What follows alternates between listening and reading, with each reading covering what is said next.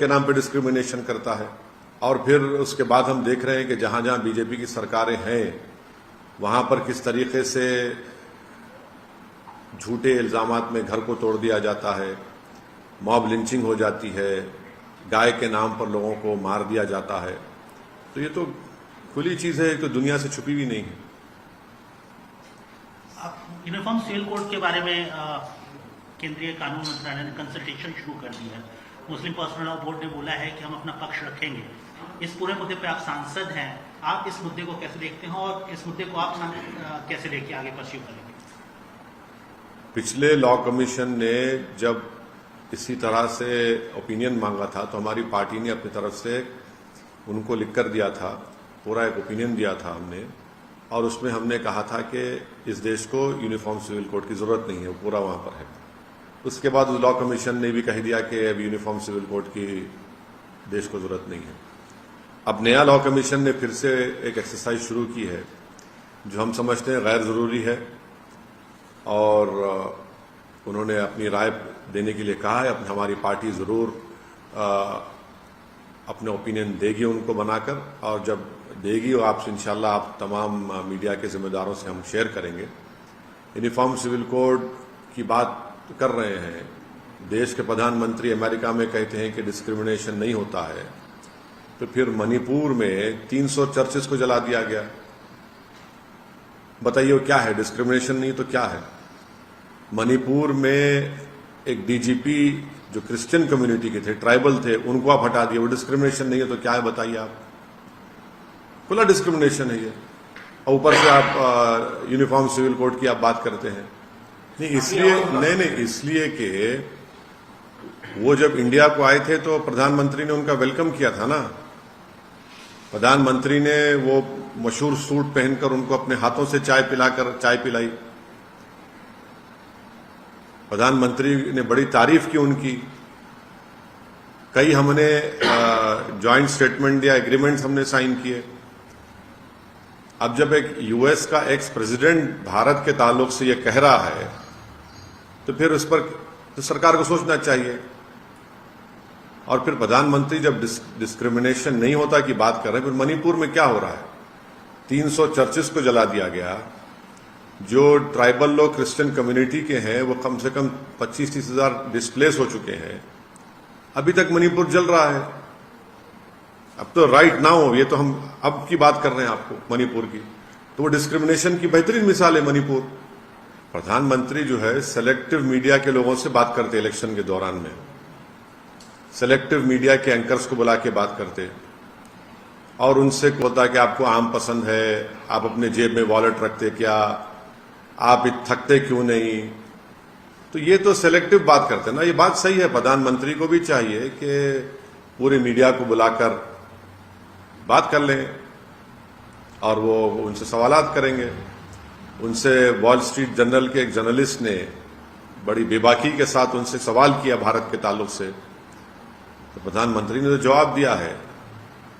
वो तो वो सबका साथ, सबका विकास, सबका विश्वास कह रहे हैं। उसमें जिसको उम्मीद होगी प्रधानमंत्री से उम्मीद रखें, मगर उनका जो 9 साल का ट्रैक रिकॉर्ड किया, उन्होंने तो मुसलमानों को पॉलिटिकली इनविजिबल कर दिया। उन्होंने कंप्लीटली है ही नहीं कोई, ना उनकी पार्टी टिकट देती, ना उनकी पार्टी एम्पावरमेंट करती। और फिर खुद प्रधानमंत्री की सरकार ने इस साल मिनिस्ट्री ऑफ माइनॉरिटीज का 40% बजट कम कर दिया। ये डिस्क्रिमिनेशन नहीं है तो क्या है? बताइए।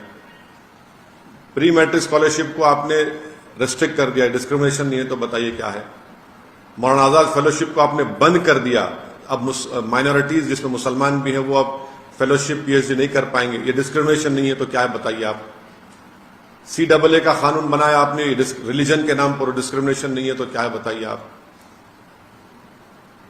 जुनैद और नसीर की हत्या की गई, राजस्थान से किडनैप करके हरियाणा में, बताइए फिर एक डिस्क्रिमिनेशन नहीं तो क्या है? बताइए आप। मणिपुर पे ऑल पार्टी मीटिंग बुलाई गई है सर, कल होना है वो मीटिंग।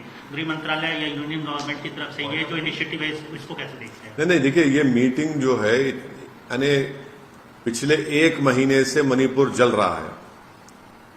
आज आप ऑल पार्टी मीटिंग बुलाते, 1 महीने से आप उस वायलेंस को रोक ही नहीं पा रहे। आप इसलिए नहीं रोक पा रहे क्योंकि आपकी सरकार की वजह से वायलेंस शुरू हुआ, बीजेपी की सरकार की। आपने गैर जरूरी हिमाकत की, वहां पर भी आप अपने हिंदुत्व के एजेंडे को लागू करना चाह रहे थे। आप गैर जरूरी तौर पर वहां पर आप उन लोगों को ट्राइबल स्टेटस देना चाहते जिनका कभी ट्राइबल थे ही नहीं। आप बताइए कि कैसे बीजेपी की सरकार में हजारों एम्युनेशन कार्टेजेस लूटे जाते हैं, 4000 5000 के करीब हथियार लूटे जाते हैं पुलिस एकेडमी से, कैसे होता है सब बताइए। ये तो इनकी नाकामी है। आप आज ऑल पार्टी मीटिंग बुला रहे हैं, आप क्या होगा ऑल पार्टी मीटिंग में? हम तो उम्मीद कर रहे थे कि प्रधानमंत्री खुद मणिपुर जाएंगे, वहां पर जाकर वो उन लोगों को समझाएंगे, उन लोगों से अपील करेंगे, मगर सरकार उस पर ऐसा लग रहा है कि बिल्कुल सरकार के पास कोई वो ही नहीं है, कुछ आंसर ही नहीं है उसके ऊपर। ना गवर्नेंस दिख रहा है वहां पर, कुछ गवर्नेंस नहीं दिख रहा वहां पर। मणिपुर को तो छोड़ दिया गया, भाई जलता है जलने दो। मोदी सरकार सरासर नाकाम साबित हुई मणिपुर में। इतने दिन से कैसे जलता है मणिपुर बताइए आप? हैदराबाद को लोग आ गए हैं वहां से अपने घर बार छोड़कर। आप देखिए इंग्लिश अखबार की रिपोर्ट, हैदराबाद को आगे वो लोग, जिसमें से एक तो अपना नया बनाया घर को छोड़कर आगे वो लोग। राष्ट्रपति शासन लगना चाहिए मणिपुर में सर, स्थिति को और ज्यादा करीब। मणिपुर में इस सरकार ने उसको उसके हाल पर छोड़ दिया, जलने दिया।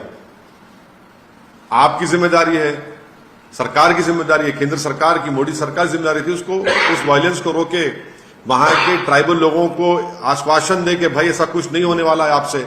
वहां पर जो क्रिश्चियन कम्युनिटी को टारगेट किया जा रहा है उसको रोके, जो चर्चेस को जलाया जा रहा है उसको रोके। वहां पर रूल ऑफ लॉ ही नहीं है, वहां पर तो हथियार लूट के लोग एक दूसरे को मार रहे हैं, डिस्प्लेसमेंट हो रहा है लोगों का वहां पर। नहीं देखिए, हमको तो उसमें बुलाया नहीं गया है। इसलिए नहीं बुलाया गया है क्योंकि नंबर 1 बात यह है कि हम सच्चाई को बयान कर देंगे। दूसरी बात यह है कि उस मीटिंग में शिवसेना है, शिवसेना सेकुलर हो गई है क्या? उस मीटिंग में दिल्ली के मुख्यमंत्री हैं, उनकी पार्टी ने तो आर्टिकल 370 के निकालने को, जो मेरी नजर में कॉन्स्टिट्यूशन बीजेपी को, उस मीटिंग में नीतीश कुमार है जो एनडीए बीजेपी से मिलकर पहले मुख्यमंत्री बने, चीफ मिनिस्टर बने, फिर गठबंधन बनाया, उसके बाद फिर कूद गए बीजेपी में। जब गोधरा का वाकया हुआ तो नीतीश कुमार तो रेल मंत्री थे ना।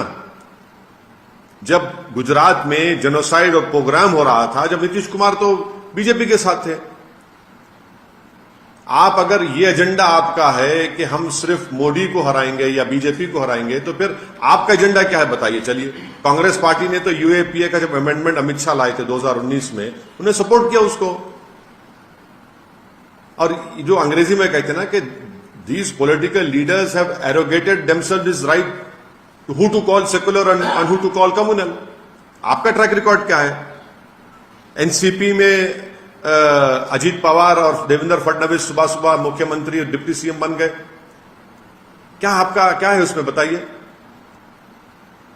कौन सा एजेंडा है आपका? क्या करेंगे आप बताइए? आपके बिहार में नीतीश कुमार के होम डिस्ट्रिक्ट में एक 100 साला मदरसे को जला दिया गया। आप वहां पर नहीं जाते, देश के पूरे लोगों को बुलाते हैं वहां पर, अपोजिशन लीडर्स को। आप इस अपोजिशन मीटिंग को कैसे देखते हैं सर? 16 अपोजिशन पार्टीज इस मीटिंग में शामिल हुए, करीब करीब 130-135 लोकसभा सीट का ये पार्टियां नेतृत्व करती हैं या इनके सांसद ये कंटेस्ट करते हैं, इनके सांसद होते हैं। कैसे देखते हैं इस मीटिंग को? 2024 के लिए कितना इंपॉर्टेंट? नहीं, सुनिए, हम भी नहीं चाहते कि 2024 में दोबारा देश के प्रधानमंत्री नरेंद्र मोदी बने। हम भी नहीं चाहते, हमारी भी कोशिश होगी। मगर आप इन लोगों का ट्रैक रिकॉर्ड क्या है? कांग्रेस बोलती कि नहीं हम सबसे आगे रहेंगे, नीतीश कुमार ख्वाब देख रहे हैं कि मैं प्रधानमंत्री बन जाऊंगा, दूसरे लोग सब अपने अपने ख्वाबों को देख रहे हैं, हम लोग अपनी अपनी बात कर रहे हैं। आपने तो किया ना। आप जब गोधरा के वक्त आप रेलवे मंत्री थे, गुजरात जलता रहा, आप बीजेपी के साथ थे, फिर आप मुख्यमंत्री बन गए नीतीश कुमार साहब, फिर महागठबंधन बनाया, फिर मुख्यमंत्री बने, फिर आप चले गए, फिर आप वापिस आए। दिल्ली के मुख्यमंत्री तो 370 में बीजेपी को ओपन सपोर्ट करे, आज रो रहे हैं पूरे देश में कि बीजेपी ने ऑर्डिनेंस जारी करके मेरे हथियार, आप मेरे अख्तियारात छीन लिए। भाई आप तो 370 का सपोर्ट करे थे। आप बात करते हैं कम्युनल सेकुलरिज्म की और वहां पर शिवसेना के साथ आप अलायंस करके मुख्यमंत्री बनाते हैं उनको, उद्धव ठाकरे को, और शिवसेना वहां पर है। ममता बनर्जी है जो कहती है कि मेरा गोत्रा सबसे बड़ा है। आप कम्युनलिज्म से मुकाबला करेंगे इस तरह से? नहीं, हमको इसलिए नहीं बुलाए क्योंकि हम सच्चाई को बयान करते हैं। और वहां पर ये जितने भी लोग हैं, जितने भी नेता वहां पर हैं, ये तीन चीजों को नहीं चाहते कि इंक्लूडिंग बीजेपी, कि मुस्लिम, दलित और आदिवासियों का पॉलिटिकल एम्पावरमेंट हो। ये चाहे ये वो लोग हो या बीजेपी, कभी नहीं चाहेंगे लोग कि मुसलमान, दलित और आदिवासियों का पॉलिटिकल एम्पावरमेंट हो। सर, उनका विजन कैसा देखते हैं? मगर ये जो अपोजिशन पार्टी से, आप भी अपोजिशन पार्टी है, आप चीफ है, तो मतलब आप कैसे देखते हैं? इनका विजन कैसा देखते हैं? क्या विजन है बोलिए आप, मेरे को नहीं मालूम। सिंपल देखे हैं, बीजेपी से लड़ना है, उनको हराना है, इसीलिए तो ऐसा हो जाए, ये विजन है, ये विजन है आपका, ये विजन है आपका। आप ये विजन को लेकर जाएंगे देश के सामने? जा चले जाइए, मालूम होता आप लेकर जाइए। अगर आप जो कह रहे हैं उनका वो विजन है, इसको विजन बोलेंगे आप? आपका विजन क्या है, आपका एजेंडा क्या है, कैसा होगा ये? I don't know. You see, we don't want Mr. Narendra Modi to again become the Prime Minister of this great country of ours in 2024. And for that, we'll be using our whatever efforts which are there. But this particular meeting which is being held today in Patna, what is the track record of all these political leaders who have assembled over there? Isn't it right that because of Congress, BJP came back into power twice? Isn't it right to say that Mr. Nitish Kumar was the railway minister when BJP, when the Gujarat genocide program happened? He became chief minister because of alliance with BJP. He left BJP, formed Mahagathbandhan, became the chief minister, again left them, joined BJP, now again he has left them. Thirdly, Shiv Sena. Has Shiv Sena become a secular party? That Shiv Sena where Mr. Uddhav Thackeray as the chief minister stood up in the Maharashtra assembly and said that, yes, we are proud of demolishing Babri Masjid. The chief minister of Delhi supported BJP when in the Lok Sabha and Rajya Sabha when Article 370 was removed in an unconstitutional way. What is this? Mr. Nitish Kumar as the chief minister could not visit his own home district when a communal riot happened and 100-year-old madrasa was burned down. He could not go over there. So we don't know. They are doing it. Let us see what happens in the future. I can only say, I am reminded of this Urdu शेर that इब्तिदा इश्क के आगे देखिए होता है क्या, और दूसरा क्या है कि हुनूस दिल्ली दूरस्त। सर, कौन लगता है आइडियल पीएम? देखिए आप जो है ना, नरेंद्र मोदी जो चाहते हैं वो पूछ रहे हैं आप। नरेंद्र मोदी ये चाहते हैं कि चेहरे सामने आ जाए और मैं सबको देख लूंगा। हम ये कह रहे हैं कि चेहरे नहीं, 540 लोकसभा की सीटों पर नरेंद्र मोदी से मुकाबला होना चाहिए। आप जिस दिन चेहरों को लेकर आएंगे, ये चेहरा है, ये चेहरा है, ये चेहरा है, भाई ये चेहरों को लेकर आएंगे, बीजेपी को फायदा हो जाएगा।